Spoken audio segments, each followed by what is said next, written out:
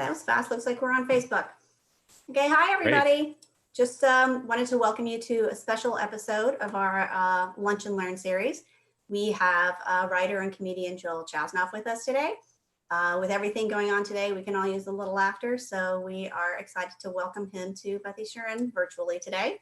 So Joel, I'm going to turn it over to you. Thank you so much, Jennifer, and welcome everyone who's joining on the various portals that Beth Yeshurun has set up. I'm really happy to be here.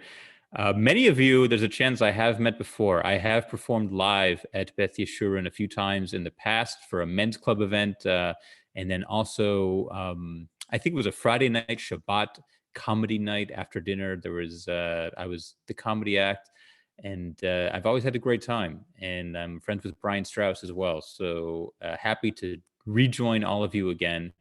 And I have many family at Beth Yeshurun. I won't go through names right now, but my father is originally from Bay City, Texas, and he moved up north to Chicago for medical school, and we were raised there. But a lot of our family is still in the Bel Air and Beth Yeshurun area. So this is sort of a homecoming for me. I'll tell you a little bit about myself, and then we'll get into the program. As I said, I have Texas roots, but I'm originally from Chicago. Grew up going to Jewish day school, conservative Jewish day school, Solomon Schechter, public high school, and then college in Philadelphia. After college, I moved to Israel and served in the Israeli army as a volunteer. And I wrote a book about that called The 188th Crybaby Brigade, which is my comedic memoir about my year in the IDF. After my army service, I moved back to the U.S., and got married, and actually got married in Israel to a native Israeli, but then came back to the US, lived in Chicago, where I'm from, for a few years, and then in New York, the entire time working as a stand-up comedian and a writer. And 3.5 years ago, in August of 2016, my wife and 4 kids and I returned to Israel. It wasn't exactly Aliyah, because my wife is a Sabra Israeli and I am, I'd already done the army and made Aliyah that way.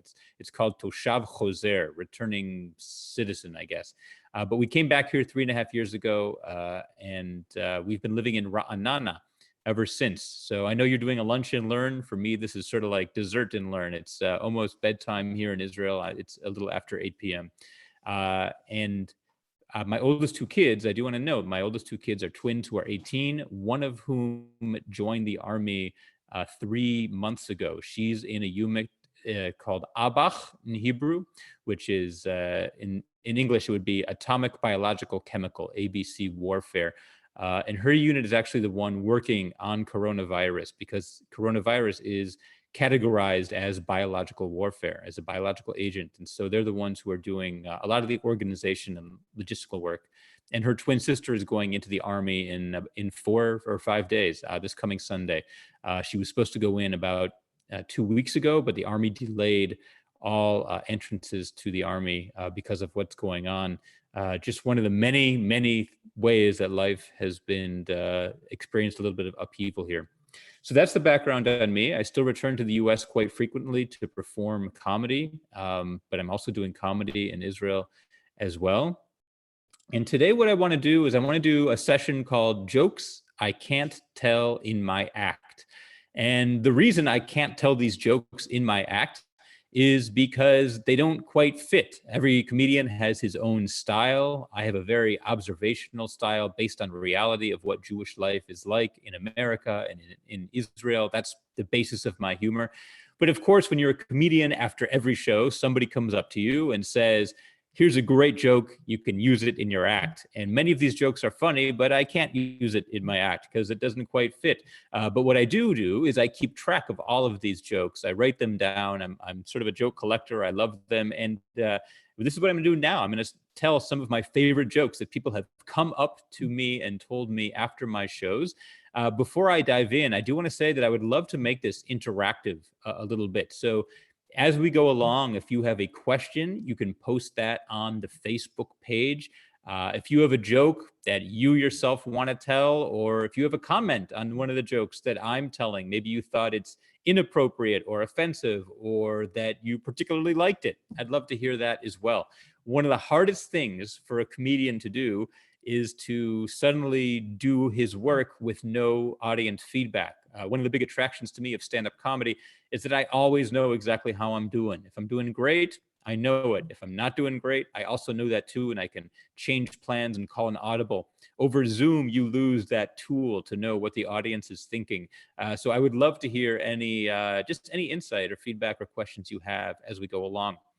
Uh, Judaism really values humor. It's not just that we have a lot of Jewish jokes. I believe that humor is essential to who we are, and the best Jewish jokes actually say something about who we are as a people and the way we think and the Jewish experience.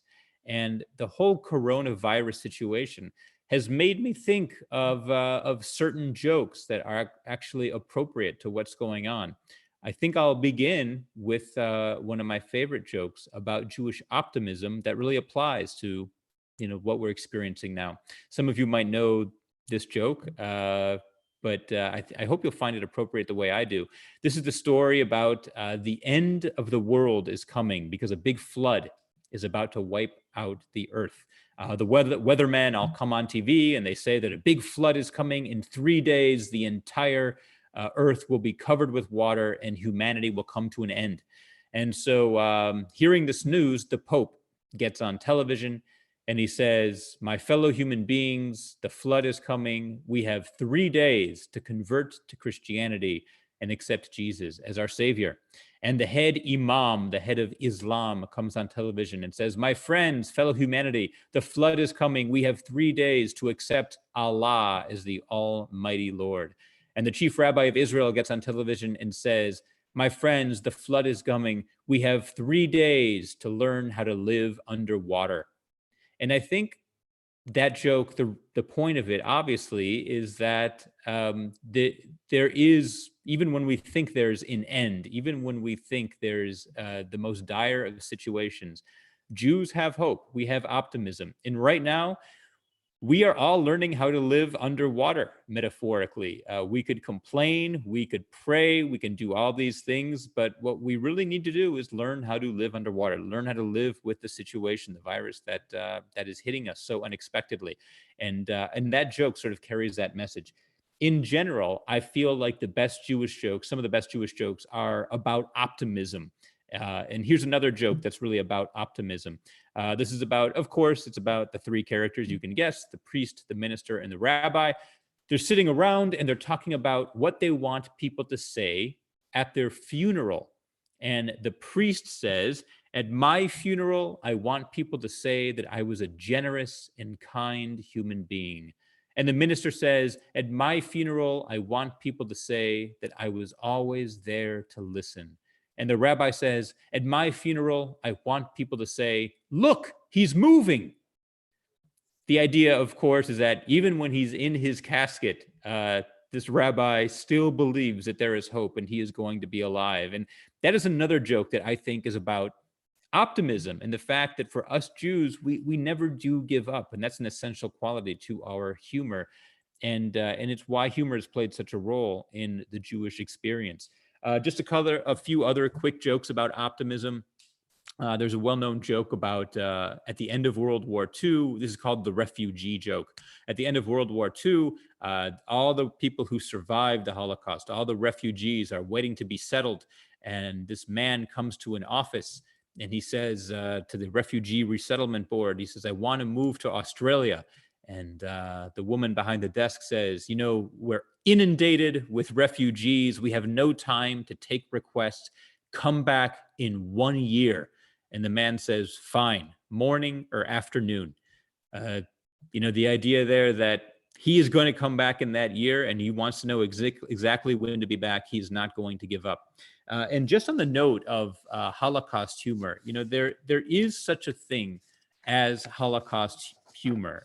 Obviously, this is the most tragic of all Jewish circumstances, and you would think there would be nothing funny about it. And I'm certainly not talking about jokes that are degrading or that put the Jewish people down. What I am talking about are jokes and stories that actually give some insight into survival and into that optimism that I mentioned before. This is not very well known, but it's true that whenever they could, Jews would smuggle instruments into the concentration camps and do small concerts for one another. And they would, the actors among them would perform comedic skits making fun of their Nazi captors. A lot of this is talked about in Joseph Telushkin's wonderful book on Jewish humor. He gives these examples.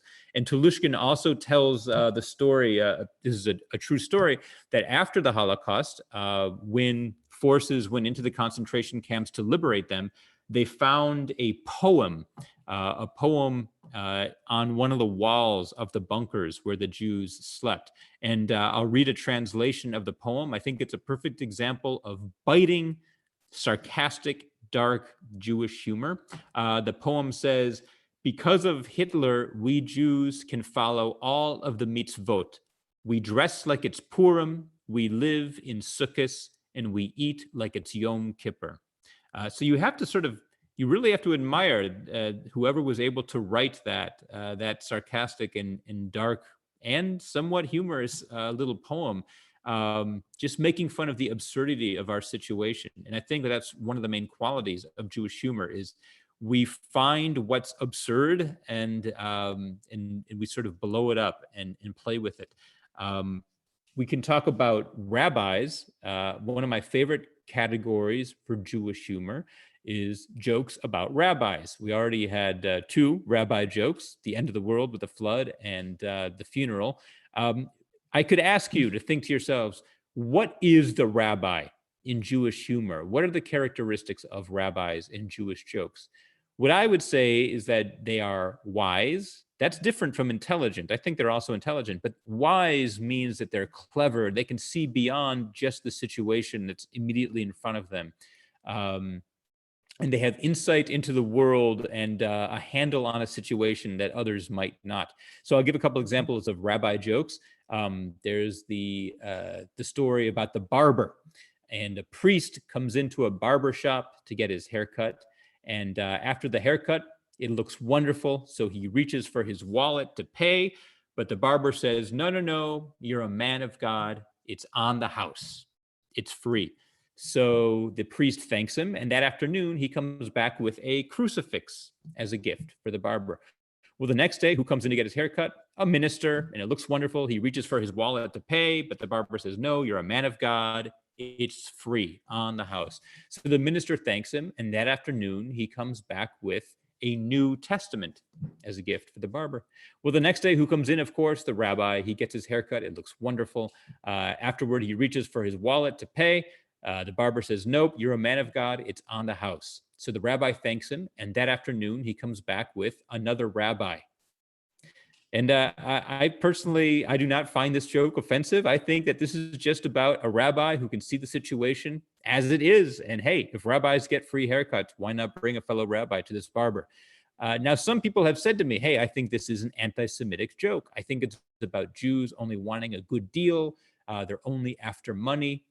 I personally do not see it that way. However, someone once said to me, "What if somebody not Jewish were telling the joke? Would that change whether or not you feel it's anti-Semitic?" And I have to agree. I feel if somebody was telling this who was not Jewish, suddenly this joke wouldn't be a friendly poke at how wise the rabbi is. Suddenly this might be a joke about cheap Jews only wanting free haircuts. And this brings up, a big ingredient to humor is who is telling the joke. It very much matters the source. Jokes are not equal. It really depends who's telling it. And this whole idea of who's telling the joke, it reminds me of one of my favorite episodes of Seinfeld. This is from the anti-dentite episode. And I'm just going to play a quick clip where this is where the main confrontation between Jerry and the dentist happens. Just to remind you, if you don't know it, this is the hang on one second, I'm a little technologically struggling here. If you don't know what's going on in the story, this is a dentist who converted to Judaism just a few months ago, and already he's telling jokes about being Jewish. Quick question. Is it normal for your teeth to make noises like a hissing or a chirping? George. Fine, I'll make an appointment. All right, it is cavity time. Here we go. Which reminds me, did you hear the one about the rabbi and the farmer's daughter? Huh? Those aren't matzo balls. What? Tim, do you think you should be making jokes like that? Why not?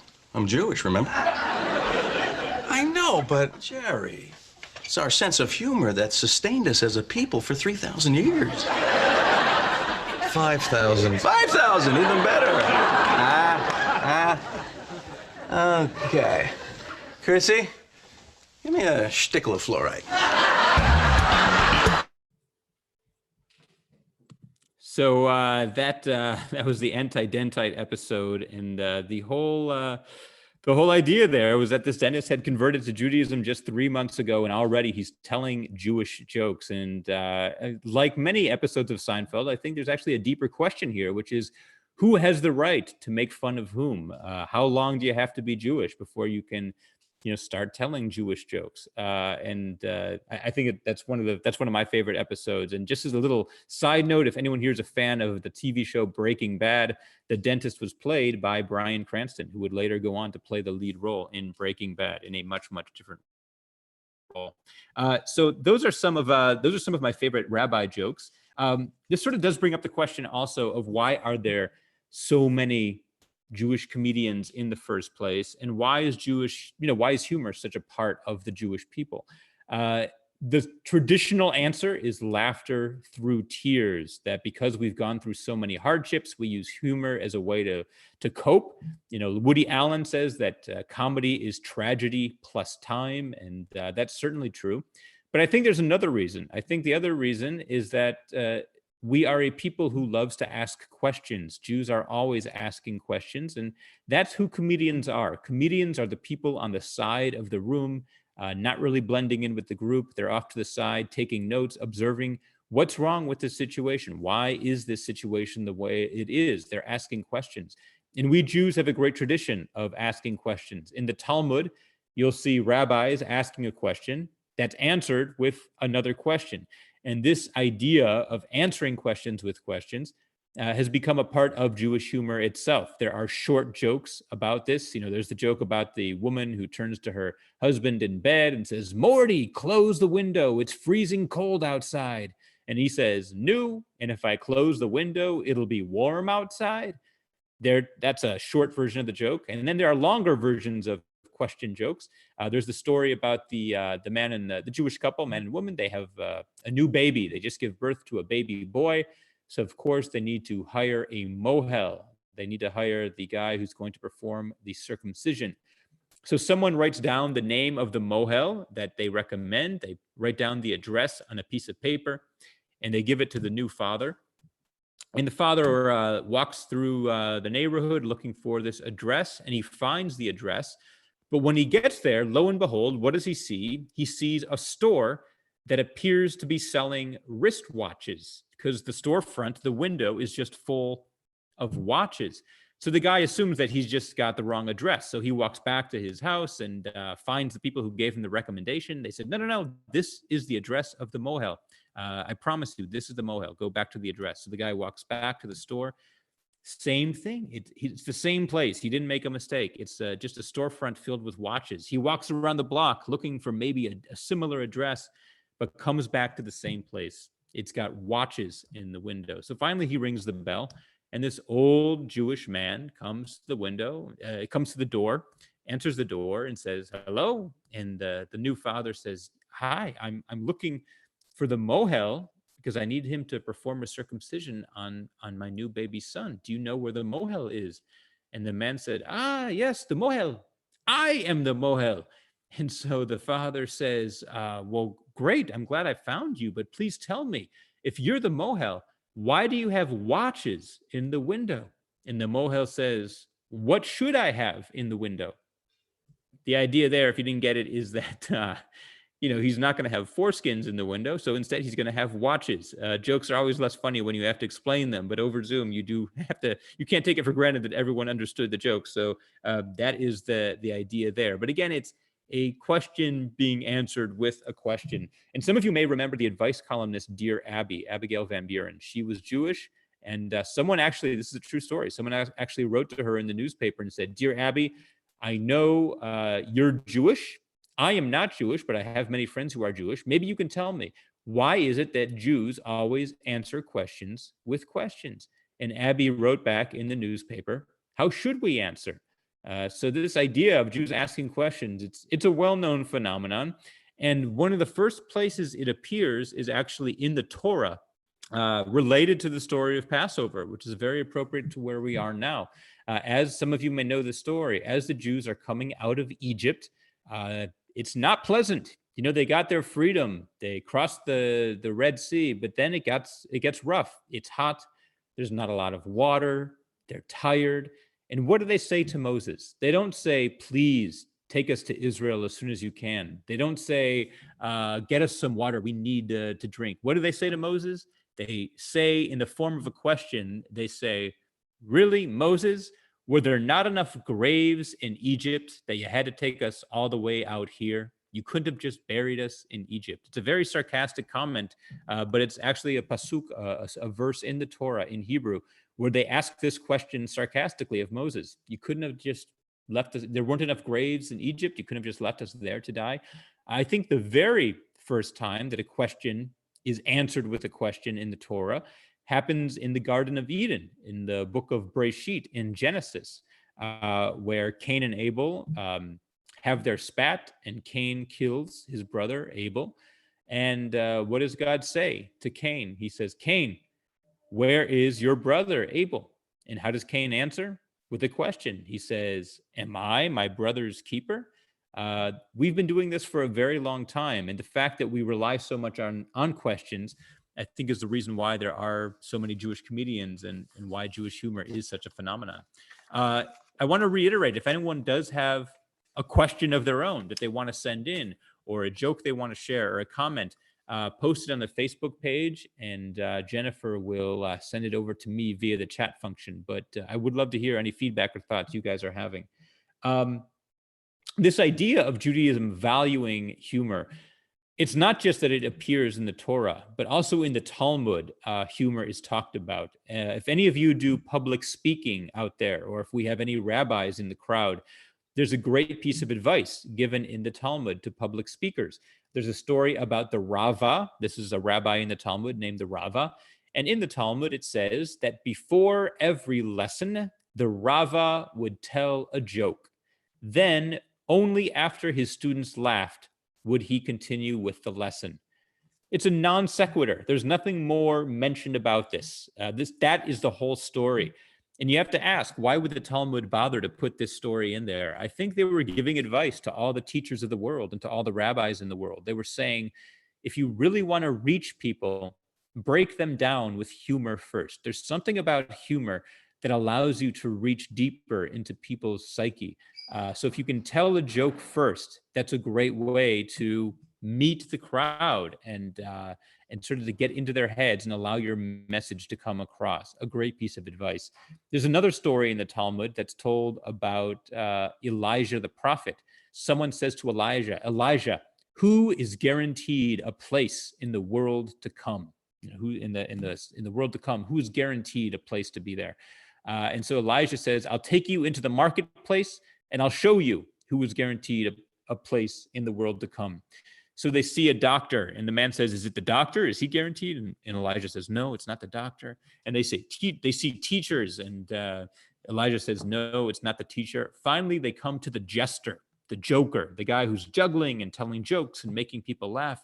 And Elijah points to the jester and says, the jester, he is guaranteed a place in the world to come, because he brings laughter to people. So this idea of Jews being funny, it's not just a cultural phenomenon. There is a real root in our history and in our texts of us valuing humor and why we do. If we're going to go on to the next category, I think it would be Jewish mothers. Some of the best and well-known jokes are about Jewish mothers. You can think to yourselves, who are Jewish mothers? What are they like? Probably the first words that come to mind are Jewish guilt, worrying, nagging, loving, but overly loving your children to the point of smothering your children with love. In my own stand-up act, as I mentioned, I'm a stand-up comedian. In my own stand-up act, I talk about my mother because she is a classic, I believe she's a classic Jewish mother. She gave me a lot of guilt. This is a story I tell in my act. I talk about the guilt that my mother gave me because she gave me a lot of guilt when I was growing up. I say that she had a bumper sticker on her car that said, if my son worked just a little bit harder, I too would have an honor roll student at Evanston High School, which is only partly untrue. She did give me a lot of guilt. She didn't have the actual bumper sticker, but her guilt is the reason that I always try to do very hard in school, because I couldn't bear the idea of feeling guilty if I hadn't. I also talk about my mother's worrying. You know, I really believe that all mothers worry. Any parent who loves their children worries. That's natural. But I think the Jewish mother has that ability to worry about any situation. I think Jewish mothers can look at any situation, analyze it, and find the potential danger somewhere in that situation. And I tell the story, which is true. Maybe some of you mothers out there do this as well. That when I was a little kid, on my 10th birthday, growing up in Chicago, on my 10th birthday, my Zaidi, my Jewish grandfather, gave me a Chicago Bears football jersey with the number 34 on the back. That was my favorite player, Walter Payton. Except on the back of the jersey, instead of Payton, it had my name. It said Joel. Well, my mother wouldn't let me wear the jersey outside the house. Does anyone know why? Why would my mother not want me to wear my jersey outside the house? I'll let you think about it for a second and tell the answer to whomever you're with. The reason is that a stranger could see me in that jersey and he would read my name and then he would call me by name. And because he was using my name, I would think he knew me, right? He'd say, hey, Joel, come with me. Your mom told me to bring you home. So now that he's using my name, I would think he knew me. So I would go with him because I guess I'm an idiot. And just as a side note, that's why there are no Jewish athletes. It's not that we're bad at sports. Our mothers won't let us wear the jerseys. So now you finally know that explained. But in terms of some classic Jewish jokes about mothers, you know, there's the one about the 3 Jewish mothers who are sitting around like they do, arguing about whose son loves them the most. And the first mother says, my son, he loves me so much that this year for Hanukkah, he's flying his entire family down from New York so we can celebrate Hanukkah here in my home, down here in Florida. And the second Jewish mother says, that's nothing. This coming year for Passover, my son is flying me and his entire family to Israel so we can do the Seder in Jerusalem. And the third mother says, that's nothing. My son loves me so much that he goes to a psychiatrist twice a week, pays him $300 an hour. And who does he talk about the entire time? Me. So that's the Jewish mother, really out of touch with what her love means and what the attitude, the relationship is, but nonetheless believing that her sons love them, most of all. Another Jewish mother joke is about the son who goes to Columbia. In all Jewish jokes, the son ends up going to Columbia. So here, the son goes to Columbia, and his senior year, he calls up his mom and he says, hey, Mom, I just got some great news. I met a young woman, and we've been going out for a while. We decided to get engaged. She's now my fiance. We're getting married. And the mother says, you know what? Bring 3 women over to the house. I bet I can tell you which one you're marrying. He says, okay. So he brings 3 women over to the house. The mother meets each one, and then she points to the one in the middle and says, she is the one that you're going to get married to. And the son says, Mom, you're right. How did you know? And she says, because she's the one I don't like. It's a strange premise. I mean, I've never been able to figure out why a son would bring, would answer that challenge. Why would you bring 3 women to the house So your mother could pick. For the sake of the joke, though, you need that. But the bottom line is, that's what the Jewish mother is. No one is good enough for her son, and the one that she doesn't like the most, that obviously must be the one that that her son is going to marry. So those are some Jewish mother jokes. We can transition off of that into jokes about contemporary issues. Some of the greatest Jewish jokes have been about topics that Jews are actually facing in their current lives, in their current situations. One of them is assimilation. These days, if you go to any Jewish Federation event, they're going to talk about assimilation. They're going to say that 51% of Jews marry people who aren't Jewish. We're becoming assimilated. But back in the 1940s, assimilation meant something else. Right after World War II and the early 50s, at that time, Jews were only marrying maybe 3 or 4% of the time were they marrying someone who wasn't Jewish. We almost always married other Jewish people. That's the community we were in. Assimilation, though, did exist. Back then, assimilation meant trying to fit in as somebody who wasn't Jewish, trying to fit in as part of the normal population when everybody knew you actually were Jewish. So an example of a joke about that is the joke about the Jewish man who wants to join a restricted country club. Of course, the country club doesn't allow in Jews, so he makes up a whole biography to try to pretend that he's not Jewish. He goes in for his interview, and the president of the country club says, so first of all, tell me your name. And the Jewish man says, my name is Robert McCormick III. Very non-Jewish sounding name, right? And the president says, so tell me about your work. What's your occupation? And the Jewish man says, I own real estate in New Hampshire. And the president says, well, this sounds great. Tell me about your hobbies.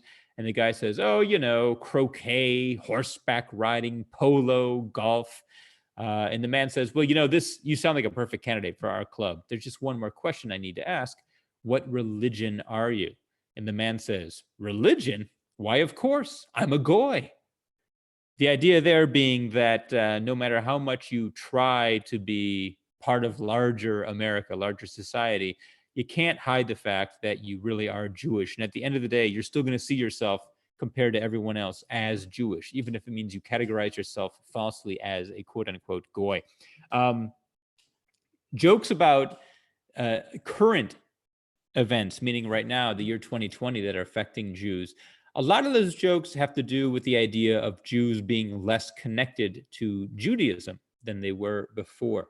There's the story of the man who comes to his rabbi and says, Rabbi, I want you to make me a Cohen.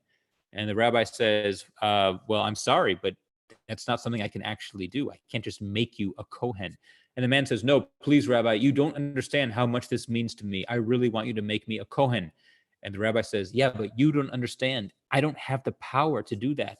And the man says, I will write you a check for $100,000 to your discretionary fund if you can make me a Cohen, allow me to be a Cohen. So the rabbi says, oh, $100,000. Let me see what I can do. So the rabbi pulls a book off the shelf and flips through it and says, you know what? It turns out I can make you a Cohen. So the rabbi puts his hands on the man's head and says a few blessings. And then he says, congratulations, you're a Cohen. And the man writes him a check for $100,000 and gives it to the rabbi. And the rabbi says, just before you leave, I'm really curious. Why was it so important to you that you be a Cohen? And the man says, well, if you must know, my father was a Cohen, and my grandfather was a Cohen, and my great-grandfather was a Cohen. And that's the punchline. And the idea there is, well, obviously that this guy is already a Cohen. If his father, grandfather, and great-grandfather were Kohanim, were Cohen, then he too is a Cohen. But he's so disconnected from being Jewish that he doesn't realize, and he actually ends up paying in order to be a Cohen. Another joke about, similar is about the mice problem. There's a problem with mice at the synagogue, and no one can seem to find a way to get rid of the mice. The custodian puts out mouse traps, but the mice just keep coming back. They call in an exterminator to try to get rid of the mice, and it works for a couple of days, but lo and behold, the mice come back a few days later. Finally, the rabbi says, I know a way to get rid of these mice once and for all. So the rabbi works his magic, And wow, it works. After a month, 2 months, a year, there are still no mice. And the people say to him, Rabbi, what did you do? How did you get rid of the mice? And he says, easy. I gave them all a bar mitzvah. And after that, they never come back. The idea there being that once kids have their bar mitzvah, they stop showing up for synagogue. That's the end of their Jewish journey. And that joke has a little bit of commentary about it, about the way Jews are or aren't connected to Jewish life. One of my favorite jokes about contemporary Judaism has to do with the movements. This is a relatively new phenomenon. Hundreds of years ago, we Jews did not have movements, but now we have Reform, Conservative, Orthodox. And this joke is about the movements. This joke, the idea is that you can always tell which kind of wedding you are at depending on who is pregnant, okay? So at an Orthodox wedding, the mother of the bride is pregnant. You can tell you're at a conservative wedding because the rabbi is pregnant. You can tell when you're at a Reform wedding because the bride is pregnant. And you can tell when you're at a Reconstructionist wedding because both brides are pregnant. And I like that joke because it might be a little bit offensive. I don't find it that offensive. I think it actually says quite a bit about the different movements and the characteristics of each. And it's one of the few jokes I know about our movements and some of the absurdity of it. I've always felt it was a little absurd that we're such a small sliver of the population, and yet we decided to cut ourselves up into smaller and smaller groups so we can fight about the tiniest minutia and in these different movements, when really what we need is to be united. I'm going to conclude with a few jokes that I call non-categorical and not necessarily Jewish. These next two jokes, they don't have to be Jewish jokes, yet for some reason I feel there's something Jewish about them. The first one involves a rabbi. It could be a priest. It could be a minister delivering the punchline. But for some reason, I feel a rabbi is best suited to deliver the punchline in the joke. In this joke, a man calls up the rabbi and says, Rabbi, you got to help me. My wife is trying to poison me. And the rabbi says, look, I'm sure you can't be right about that. She's not really trying to poison you. And the guy says, no, Rabbi, I swear to you, my wife is trying to poison me. You got to help me out. So the rabbi says, you know what? Have your wife call me tonight. I'll take care of it. So that evening, the man's wife calls the rabbi, and the rabbi expects it'll take, 10, 15 minutes, this conversation. Well, the woman just starts ripping into her good for nothing husband about how lazy he is and how irresponsible and how she can't stand him. She goes on for half an hour, 2 hours. Finally, after 3 hours, the conversation ends. Well, the next day, the man calls the rabbi and he says, Rabbi, did you talk to my wife? And the rabbi says, yes. And the man says, well, and the rabbi says, take the poison.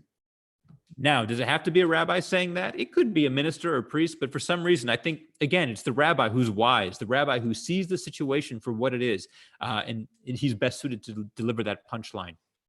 Another non-categorical, not necessarily Jewish joke is about the woman listening to her radio in South Florida, in Miami, when all of a sudden a special report comes on the radio and the announcer says, we wish to inform you that there's a dangerous situation. There's a car driving the wrong way on Interstate 95. And so the woman immediately picks up her phone and calls her elderly father on his cell phone. And she says, Dad, you got to be careful. There's a car driving the wrong way on Interstate 95. And her father says, one car? Try all of them. He's the one driving the wrong way. Is it a Jewish joke? I feel like this is funnier when it's a Jewish guy behind the wheel of that car driving the wrong way on I-95. It could be any old man or woman, but something about the Jewish Zadie in the wheel of the car makes it, for me, a little bit funnier. Before I conclude, I want to show a little bit about how Israelis are dealing with the coronavirus through humor. In general, Israelis, I find, have a very biting sense of humor, a very dark sense of humor, a great sense of humor, but they're able to laugh at tragedies sooner than we are, I think, in the US. I think it comes from living so close to enemies, from experiencing terrorist attacks, from having everyone go to the army and being in combat situations. You need humor to help yourself to get through these situations. And coronavirus is no different. So there's been a lot of corona humor here. A lot of it is shared via WhatsApp. I don't know if you use WhatsApp. A lot of Americans don't. WhatsApp is a text messaging function that every Israeli has. Israeli kids, for the most part, have cell phones because they're so independent. So from second, third, fourth grade on, kids have cell phones, and their teachers send homework assignments through WhatsApp. So when a joke hits, it's just shared through WhatsApp, and it can literally go around the whole country in minutes because it is such a small country. The other advantage of Israel is because it's such a small country, everyone experiences similar things. In Israel, school opens for every student on September 1st and ends on June 30th. The whole country experiences this together. Obviously, the holidays are the same for everyone, the Jewish holidays. And when there's a hit TV show, everyone watches that television show because they, by word of mouth, they all want to watch it. And so jokes can come out of these shared experiences. So I'm just going to show you some of the things that have been going around Israel. Okay, excuse me real quick while I pull up this PowerPoint.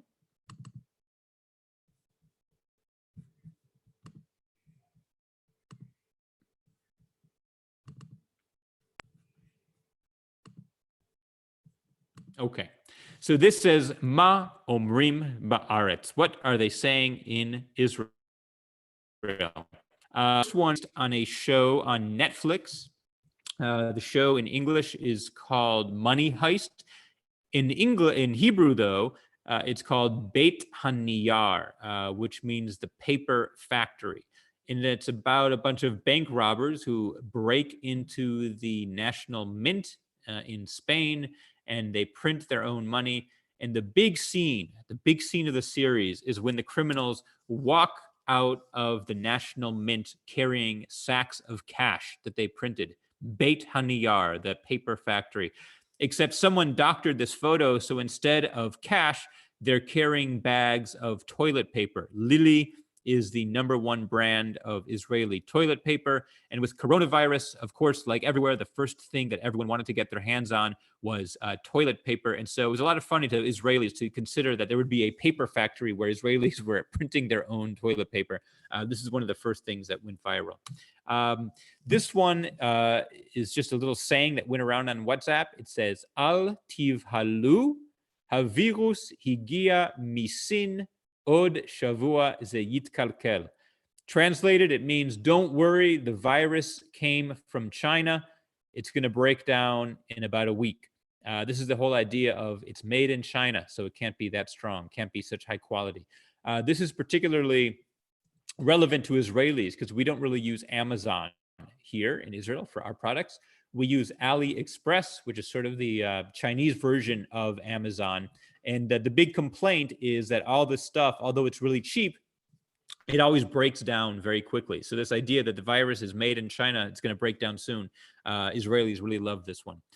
I like this one because it has a Jewish twist to it. It says, Hashana im hakorona hazot ani lo mash'ir kiseh le'Eliyahu lechu tidu efo hu histovev kodem. So this year for Passover, I'm not going to put out a chair or a cup for Elijah the prophet because of the coronavirus, because who knows what other houses he's been hanging out in. The idea that Elijah is going to bring corona into your Seder because he's been visiting and drinking from Seder cups all over Israel at everyone else's house. This one took me a while to understand. It says, Sheyivtalu et halimudim lo yikre klum im yefasfesu bet sefer. Translated, they should go ahead and just cancel classes. Nothing will happen to our kids if they just cancel school. Nothing to worry about. And I didn't understand it at first, but then I looked closely. Every word here is misspelled. So the idea is that already our kids are getting dumber by not being in school, to the point where they're not even to spell simple Israeli Hebrew words in a WhatsApp message. Lastly, this is one of the first ones to be a hit. This was shared by an Israeli Arab. It basically translated, it says, for everyone who's complaining that the taste of shawarma and falafel is not the same, that it tastes different, this is what shawarma and falafel taste like when the employees wash their hands. I don't know if anyone's ever had falafel or shawarma in Israel, but it's not the most sanitary place. The workers are cutting your sandwich, and then they're touching their hair and opening the cash register and handling the money and then touching your sandwich again. They don't wash their hands. They don't wear gloves. So the joke here is that because of coronavirus, now suddenly restaurant workers are washing their hands, and suddenly the food tastes different. So this is just explaining why it tastes differently. Hey, it's because we're sanitary now. We're washing our hands. So I just want to conclude by saying that I think Israel has overall done a very good job of handling the virus. Right now, just to give you a little insight, we are not allowed out of our homes pretty much at all, unless there's an emergency situation, or if you need to go to the grocery store or to the pharmacy. But otherwise, no one is going out of their homes. You're allowed at maximum 100 meters from your house. And at this point, everyone is complying. There's also a new rule today that you have to wear a mask outside the house if you are going to a grocery store or to a pharmacy. So everywhere you look, I went out today to the grocery store and everyone was wearing masks. People line up outside the grocery store with about 6 feet between them, waiting their turn to be allowed in. And this is just so different from typical Israeli behavior. Israelis tend to be pushy and, shove and a little argumentative, but I must say, everyone is very quiet and, going along with the rules. And I guess my question is this going to stick? Will Israeli behavior change permanently? Is this something that we might see as a permanent change, the behaviors we're adapting during coronavirus? That is the conclusion of my session. If anyone would like to chat or send in a final thought or a question, I'll stay on another minute right now if anyone has questions about either life in Israel right now, or the army experience my kids are going through, or comedy, or anything else. I'll just go ahead and stay here for another minute to see if anyone puts something on the Facebook page, which then Jennifer would send to me.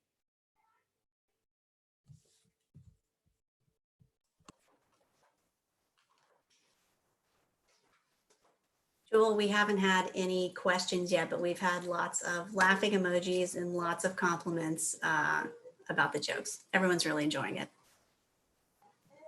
Well, laughing emojis aren't quite the same as actual laughter, but in this situation, I'll take it. I appreciate I appreciate you giving the feedback, and I'm glad to hear that you enjoyed. I have other sessions, and maybe we'll do another one. Depending on how long we're all locked down, it's likely in a month I would do another one for you. But for now, I really want to thank you for joining on. If for some reason something hits you an hour from now and you finally remember that joke you want to share it, just send it over to Jennifer and she could send it to me via email and I'll be in touch. But again, thank you so much. I consider Texas a second home. Bay City is where my dad is from. And maybe I'll see you live down there in Houston once again. Toda rabah. Have a good rest of the day, everyone. Signing off from Israel.